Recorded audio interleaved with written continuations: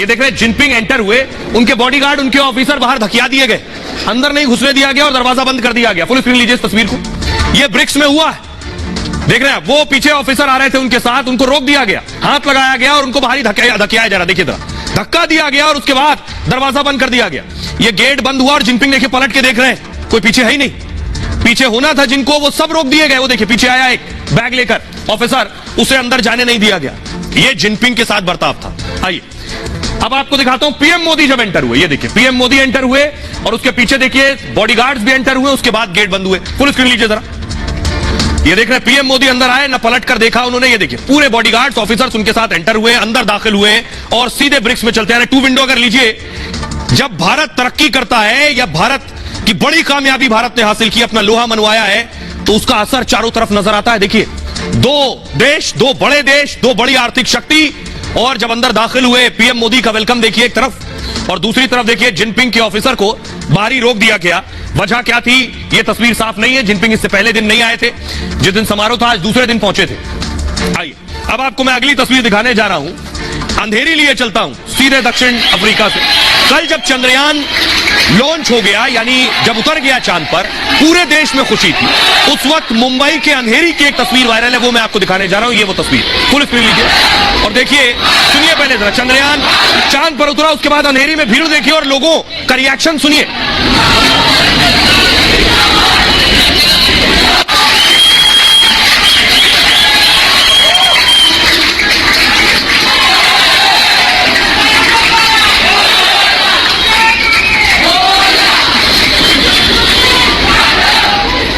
तो आप देख रहे हैं देश के लोगों को, बच्चे बच्चे को पता है क्या हुआ। लेकिन आप ताज्जुब करेंगे, हमारे देश के बहुत से सियासतदान हैं, उनसे चंद्रयान पर जब पूछा गया तो कोई कह रहा है चांद पर यात्री गए हैं, कोई कह रहा है यात्री चले गए हैं वापस आने वाला है, कोई कह रहे हैं कि उन्हें पता ही नहीं है, पड़ोसी से पूछ रहे हैं गया क्या है। सुनिए जरा सबको। हम कामयाब हुए और सेफ लैंडिंग हुई, तो जो यात्री गए हमारे, उनको सलाम करता हूं। और हमारा देश एक कदम और साइंस में, स्पेस रिसर्च के अंदर आगे बढ़ा। चंद्रयान की लैंडिंग होने जा रही है। चंद्रयान 3 की लैंडिंग हो रही है सर। अब आपको दिखाता हूं, दो तस्वीरों को जरा गौर से देखिए। पहली तस्वीर प्रधानमंत्री मोदी की है, जो सम्मेलन में शामिल होने के लिए सैंटन कन्वेंशन सेंटर में जाते दिख रहे हैं। इस दौरान भारतीय अधिकारियों को भी सम्मान के साथ एंट्री दी जाती है और वो रेड कारपेट पर चल रहे प्रधानमंत्री मोदी के साथ चलते देखे जा सकते हैं। वहीं दूसरी तस्वीर चीन के राष्ट्रपति शी जिनपिंग की है, जिन्हें सैंटन कन्वेंशन सेंटर से एंट्री के दौरान असहज परिस्थितियों का सामना करना पड़ा। जिनपिंग जैसे ही कन्वेंशन सेंटर के अंदर घुसते हैं, वैसे ही दरवाजा बंद कर दिया जाता है। इस दौरान चीनी अधिकारियों को रोक दिया जाता है। जिनपिंग रेड कारपेट पर चलते हुए कई बार मुड़ मुड़ कर पीछे देखते हैं, लेकिन उन्हें दरवाजा ही नजर नहीं आता। ये दोनों तस्वीरें दुनिया में भारत के दबदबे को दर्शाने के लिए काफी है। ये तस्वीरें दुनिया में भारत के बढ़ते सम्मान को दिखाने के लिए काफी है। भारत के चंद्रयान ने चांद के दक्षिण ध्रुव पर सॉफ्ट लैंडिंग की। ये केवल भारत के लिए ही नहीं, बल्कि पूरे विश्व के वैज्ञानिक समुदाय के लिए एक बहुत बड़ी उपलब्धि है। जिस क्षेत्र में भारत ने अपना टारगेट तय किया था, वहां पहले कभी कोई प्रयास नहीं हुआ है और ये प्रयास सफल हुआ है। प्रधानमंत्री मोदी ने भारत का सिर सिर्फ ब्रिक्स में ही ऊंचा नहीं किया, बल्कि उन्होंने अपनी कुशल रणनीति और नेतृत्व से दुनिया भर में भारत को एक नई पहचान दिलाई। चाहे अंतरिक्ष जगत में चांद पर सफल लैंडिंग कर इतिहास रचने की बात हो, या फिर भारत को दुनिया की 5वीं आर्थिक शक्ति बनाने की उपलब्धि, पीएम मोदी ने भारत को 2047 तक विकसित राष्ट्रों की श्रेणी में लाने का संकल्प लिया है, जिसके पूरा होते ही देशवासियों की कई समस्याएं खत्म हो जाएंगी। वहीं दूसरी तरफ देश के विपक्षी दल हैं, जो 2024 को लेकर अभी तक अपना नेता नहीं चुन पाए। विपक्षी दलों का सिर्फ एक ही सपना है कि प्रधानमंत्री मोदी को सत्ता से हटाना है। यही वजह है कि जब चांद पर भारत के कदम पड़े तो दुनिया बधाई दे रही थी, लेकिन विपक्षी दलों की सुई दशकों पुराने पड़ाव पर अटकी हुई। ये पीढ़ियों के प्रयासों का फल है। देश ऐसी भावना से बनता है और किसी भी मिशन की या किसी संस्था की सफलता इसी भावना से आगे बढ़ती है। ये अचीवमेंट एक दिन का नहीं है, ये अचीवमेंट लगातार उन कोशिशों का है जो हमारे साइंटिस्ट लगातार करते रहे हैं। प्रधानमंत्री नरेंद्र मोदी और विपक्षी दलों का विजन साफ है। पीएम मोदी जहां देश को आगे बढ़ाने की बात करते हैं, वही विपक्षी दल प्रधानमंत्री मोदी को हराने की। ऐसे में सवाल यह है कि आखिर देश का नेता कैसा होना चाहिए? क्या आपको ऐसा नेता चाहिए जो सिर्फ चुनाव की बात करता है, या फिर ऐसा नेता चाहिए जो जनहित की बात कर देश को सुपर पावर बनाने की राह पर ले जा रहा है? और सबसे बड़ा सवाल ये कि क्या मोदी के नेतृत्व ने देश के साथ दुनिया को सही दिशा दी है? पूछता है भारत। जी हां, पूछता है भारत। मेरे साथ भारतीय जनता पार्टी के राष्ट्रीय प्रवक्ता वरिष्ठ नेता अजय आलोक है। मेरे साथ आम आदमी पार्टी की राष्ट्रीय चीफ प्रवक्ता है प्रियंका कक्कड़ जी, वो है मेरे साथ। समाजवादी पार्टी के राष्ट्रीय प्रवक्ता मनोज सिंह काका है, वरिष्ठ पत्रकार राहुल देव जी और रामकृपाल जी, और मेरे साथ केंद्रीय मंत्री for information broadcasting Anurag Thakur अगले कुछ ही देर में जुड़ेंगे। लेकिन मैं सबसे पहले विपक्ष से पूछ रहा हूं, उसके बाद या मैं पहले अजय आलोक जी के पास जा रहा हूं, उसके बाद then I come to both of you, Priyanka Kakkar और मनोज सिंह काका। अजय आलोक जी, मेरे को यह लगता है, ये मेरा पर्सनल फील है कि प्रियंका कक्कड़ जी, विपक्ष ना कहीं प्रधानमंत्री मोदी की पिच वो होता है, कहते हैं कि भाई हमारी पिच पे आके खेलो। यहां तो प्लेयर की पिच ही अलग है। प्रधानमंत्री मोदी अलग पिच पे खेल रहे हैं और विपक्ष अलग पिच पे खेल रहा है। विपक्ष यहां परेशान है कि हमारा नेता कैसे होगा, हम कैसे लड़ेंगे, क्या होगा। वहां वो can you see what is happening, हो क्या रहा है? जनता देखेगी कि आखिरकार उसको 2024 में अगले सदी के लिए, अगले 2 दशकों के लिए नेतृत्व कौन दे सकता है? वो लोग जो आपस में अपना नेतृत्व तय नहीं कर पा रहे हैं, या वो who has complete clarity and like how? Ajay Alok जी, पहले आपके पास, फिर दोनों विपक्षी नेताओं के पास, और फिर राहुल जी और रामकृपाल जी के पास। अजय आलोक जी, स्टार्टिंग फ्रॉम यू सर। देखिए ऐश्वर्या जी, हमारे विपक्ष को और कुछ नहीं हुआ है। हमारे विपक्ष को एक बीमारी है मेडिकल में, उसको कहते हैं ऑब्सेसिव कंपल्सिव न्यूरोसिस। तो हमारे विपक्ष को मोदी जी को लेके ओसीएन हो गया है। वो देश में कुछ भी अच्छा काम हो, देश आगे बढ़े, देश के लिए अच्छा हो रहा हो, उसमें भी उनको मोदी जी की बीमारी लग गई। वो सुबह से लेकर रात तक, जब तक मोदी नाम का बाजा कम से कम 100 बार नहीं बजाते हैं तो उनको चैन नहीं आता है। तो उसके लिए हम क्या करें? अब आप देखिए, जानकारी का अभाव होता है एक से एक। अब चंद्रयान 3 की कल सक्सेसफुल लैंडिंग हुई। विक्रम आज पूरे चांद का जायजा ले रहा है, वहां से तस्वीरें भेज रहा है। हर देशवासी गौरवान्वित है जी। उसमें हमारे कुछ विपक्ष के नेता, हमारे बिहार के नीतीश जी कहते हैं क्या हुआ, अच्छा हो गया, वो तो होना ही था। तो इतिहास बदल रहा है, तो इतिहास से लोग बदल नहीं आए हैं। तो ऐसे है कमेंट। ममता बनर्जी कह देती हैं, अच्छा राकेश रोशन गया था सबसे पहले चांद पे, पता नहीं उन्होंने कब पिक्चर देख ली राकेश रोशन की। अब हमारे कांग्रेस के वरिष्ठ नेता हैं राजीव शुक्ला जी, वो कहते हैं उनको लैंडिंग और लॉन्चिंग में फर्क ही नहीं पता। एक कांग्रेस के नेता राजस्थान के कहते हैं कि 4-5 व्यक्ति भी गए थे चंद्रयान में। That's right. तो ऐसा जानकारी का अभाव है। और देश कहां से कहां बढ़ रहा है, लेकिन नकारात्मकता अगर आप में घुसी रहेगी तो आप क्या खाक पत्थर राजनीति करेंगे? राजनीति में आते हैं, सत्ता सबको चाहिए, लेकिन सत्ता का माध्यम क्या होना चाहिए? सत्ता किस लिए चाहिए आपको?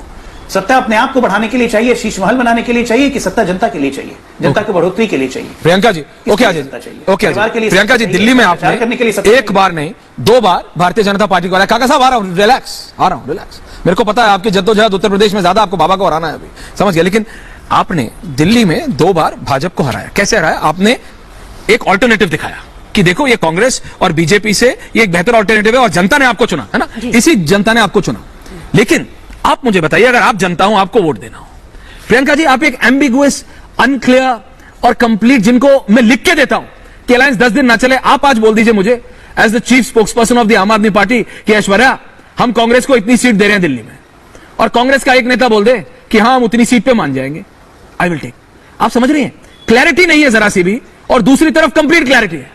ऐश्वर्या जी, तो जनता किसको चुने मैम? जी, सभी का नमस्ते। Aishwarya ji, I disagree with what you saying for 2-3 reasons. Please बताइए। पहले तो अभी तक इलेक्शन चुनाव डिक्लेयर नहीं हुए, और क्लैरिटी तो भाजपा में नहीं है। अब मोदी जी वाराणसी से लड़ रहे हैं कि गांधीनगर से लड़ रहे हैं, आप उनको पूछ लीजिए, उनको पता हो। आप कह सकते हैं कि नेता कौन है उनका? मेरे को आपने उनको नहीं टोका, मुझे मत टोकिए, 2 मिनट दीजिए, क्योंकि अभी इलेक्शन डिक्लेयर नहीं हुआ, पहली चीज। दूसरा, देखिए इन्होंने, बीजेपी वालों ने फिर गलत जानकारी दी। विपक्ष, आपने देखा होगा कल अरविंद केजरीवाल जी भी, हम लोग पूरी आम आदमी पार्टी, पूरे भारतीय लोग, सारे इंडियंस एक साथ होकर खुश हुए जब विक्रम लैंडर लैंड किया मून पर, जब चंद्रयान 3 सक्सेसफुल रहा। मेरा क्वेश्चन इनसे ये है कि देखिए, जब मणिपुर पे बात आती है तो ये कहते हैं नेहरू जी की गलती थी, इसलिए वो गलती सुधार रहे हैं। पर अब चंद्रयान 3 का जब क्रेडिट लेना है तो चंद्रयान 1 मानते हैं मनमोहन सिंह जी ने सक्सेसफुल दिया था और एक बेस ले किया था, एक सिंपल सी बात है। दूसरी, जनता, हमारी विजन बहुत क्लियर है कि इंडिया को आगे कैसे लेके जाना है। मैं बता देती हूँ आपको कि इंडिया को आगे कैसे लेके जाना है, ये हमारी विजन है। कैसे लेके जाना है हम बता देते हैं आपको। अब देख लीजिए, नंबर 1 तो मैं भी क्लास में होना चाहता था, मैं बता देती हूँ। मेरी टीचर कहती थी रोड मैप क्या है, मैं बता देती हूँ। मिस्टेक्स करेगा मैथ्स में तो कैसे आएंगे तेरे 95? मैं आपको आपको 85 पटक जाएगा। मैं आपको आम आदमी पार्टी का अरविंद केजरीवाल जी का रोड मैप बता देती हूँ क्या है। आज फॉर एग्जांपल देश में 83.13% हमारी $1 की वैल्यू हो गई है, सबसे लोएस्ट आज तक का। अब ये क्यों लोअर हो रहा है, क्यों प्रतिष्ठा देश की गिर रही है, जैसे स्वर्गीय सुषमा स्वराज जी कहती थी। ये दिखता है कि हम बाहर से सामान तो खरीदते हैं, जैसे मोदी जी ने लाल किले से कहा कि जब हम बाहर से सामान इंपोर्ट करते हैं तो महंगाई भी इंपोर्ट कर रहे हैं, यानी कि हम देश में इतना सामान नहीं बना रहे जो हम बाहर बेच पाए और हमारा एक्सपोर्ट बढ़े। ये नहीं हो रहा हमारे देश में। ये कैसे होगा? जब एक मैन्युफैक्चरिंग हब होगा। ये कैसे होगा? जब हर बच्चा अच्छा शिक्षित होगा, जब वो पेटेंट्स बनाने के बारे, रजिस्ट्रेशन के बारे सोचेगा। ये कैसे होगा? जब बाहर के लोग आकर सोचेंगे कि यहाँ यूनिवर्सिटी इतनी अच्छी है, हम अपने डॉलर खर्चते हैं और यहाँ पैसे देके पढ़ेंगे। ये कैसे होगा? जब वहां के लोग ये सोचेंगे अरे इंडिया में इतना सस्ता इलाज है, हम अपने डॉलर खर्च के इंडिया में इलाज कराने जाते हैं, पर यहाँ ना हॉस्पिटल, ना स्कूल, ना एजुकेशन। 157 स्कूल गुजरात के हैं जहां 0 बच्चा पास हुआ, 0 बच्चा। ये हालत है, ये ग्राउंड रियलिटी है। तो आप जनता को समझाने में ये आप बात फेल कर गई कि गुजरात की जनता ने आपको चुना नहीं, क्योंकि अल्टीमेटली तो जनता को चुनना होता है। 14% आपने ये कोशिश तो की होगी, but you fail. No, not at all. Exam में हर एक पेपर में ट्राई तो मैं भी करता था, लेकिन रामकृपाल जी मेरे केमिस्ट्री में 86 से ऊपर नहीं आए। पिताजी कहते रहे कि तू सिली मिस्टेक करता है, बावला है, ध्यान से पढ़ा कर। तो आपको जनता की नब्ज पकड़नी पड़ेगी ना कि जनता को क्या चाहिए। जनता को बोलने से कि मुझे सब कुछ आता, आपको सब कुछ नहीं आता। जनता को चाहिए अच्छी ये बात हिंदुस्तान के हर एक नेता को समझनी पड़ेगी। झूठ बोलते मनोज सिंह काका जी, देखिए आपस में आप लोग लड़ते रहिए, लेकिन बात यह है मनोज सिंह काका जी, सुषमा स्वराज जी ने कहा था, क्योंकि आपने नाम लिया स्वर्गीय सुषमा स्वराज जी ने, अगर मेरी 1-2 लाइन इधर उधर हो सकते हैं, राहुल देव जी नाराज हो जाएंगे, वरिष्ठ पत्रकार बैठे हैं, वैसे ही मेरे से वो गुस्सा रहते हैं कि तू इंग्लिश यूज करता है हिंदी के शो में। मैं सिर्फ इतना कह रहा हूं, उन्होंने कहा था कुछ इस लाइन पे था कि दुश्मनी इतनी मत करो कि जब कभी दोस्त बनो तो शर्म आए। इसमें कोई उन्होंने पूरी एक लाइन सुनाई थी, उसका सार ये था। आप लोगों के साथ क्या है, दुश्मनी तो बाद में करेंगे, आपकी दोस्ती हो ही नहीं पा रही है, जनता को समझ नहीं पा रहे हैं। अखिलेश यादव राहुल गांधी के साथ दोबारा आएंगे कि नहीं आएंगे? मेरी जानकारी तो क्लियर है कि आप कभी सीट देंगे ही नहीं। कांग्रेस बोल रही है मेरे को 34 सीट चाहिए, अखिलेश यादव 34 सीट देंगे, 3 सीट ना दें, क्योंकि अब वो राजनीति समझने लगे हैं उत्तर प्रदेश की। 3 सीट ना दें वो कांग्रेस को, क्योंकि उन्हें पता है कितनी सीट कांग्रेस जीत सकती है। तो मनोज सिंह काका जी, क्लैरिटी है कहां?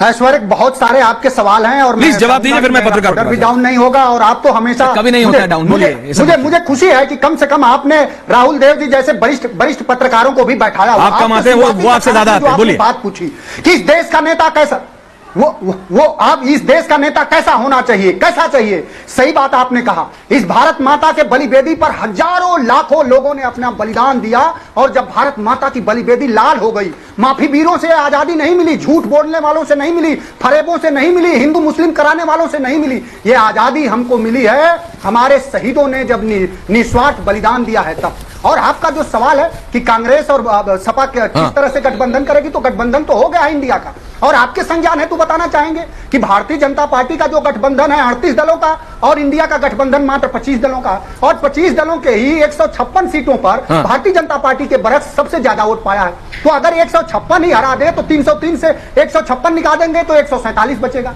तो भारतीय जनता पार्टी अब बेचैन है। जो हमें ऐसा प्रधानमंत्री नहीं चाहिए जिस प्राचीर से लाल किले से देश, आपकी नहीं बोल रहा हूं मैं, जनता का कह रहा हूं। आप लोग जनता की नब्ज नहीं, काका जी अगर आप जनता की नब्ज पकड़ पाते तो बाबा से ऐसे नहीं हारते। सुनिए तो अब अरे मैं आप ही से पूछ रहा हूं, इतना नहीं समझिए मैंने, प्रियंका जी अगर आप जनता की नब्ज पकड़ पाते तो बाबा से इतना नहीं हारते। सुन लीजिए, आप सुनिए तो। हाँ, अरे ऐश्वर्य भाग क्यों, आपके पास वो कुंजी नहीं है अभी, सुनिए तो। वो अभी कुंजी आपके हाथ नहीं पड़ी है। 2019 में ही 2019 में, अरे 2019 में भी भारतीय जनता पार्टी ने इस प्रचंड बहुमत में वोट पाया 32%, और विपक्ष पूरा विपक्ष पाया 68%। तो अगर सबसे प्रचंड बहुमत में भी समाजवाद को, समता को, मानवता को मानने वाले इस देश में सबसे ज्यादा लोग हैं, 68% है। बशर्ते हुआ क्या, पर फिर भी आप लोग साथ नहीं आ पाए, यही तो कह रहा हूं। और भारतीय जनता पार्टी फिर भी आप लोग साथ नहीं आ पाए, आज भी आप लोग साथ नहीं हैं।